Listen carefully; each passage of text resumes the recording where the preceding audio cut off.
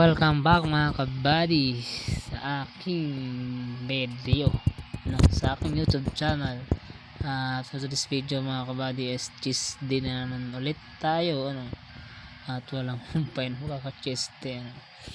Siyempre ang ating goal ay ang ating pa-improve ang ating muscle o ang ating katawan. Kaya paulit-ulit na siya, at nasa lang naman din yun kung gusto mong iba-ibahin na yung program mo, mga kabady. Chest day tayo na, at mayroon tayong mga pounds dyan na medyo mabigat-bigat siya, siguro mayroon tayong mga 130 o 150, 170 pinakabigat dyan mga kabady. Medyo mabigat talaga.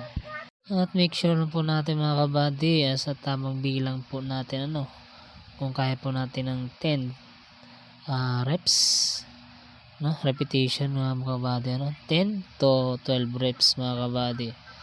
At slow na natin mga kabady,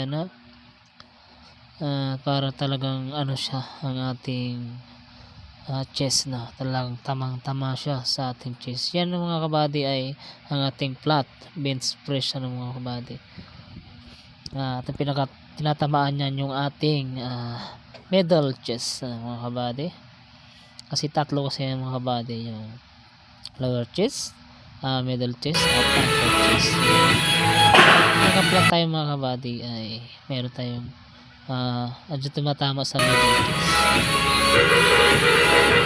At meron tayo dyan mga kabady na 50 mga kabady, 70 na pala yun. Ayan, flex lang. Medyo lang tayo dyan, patapos na. At mga kabady, thank you.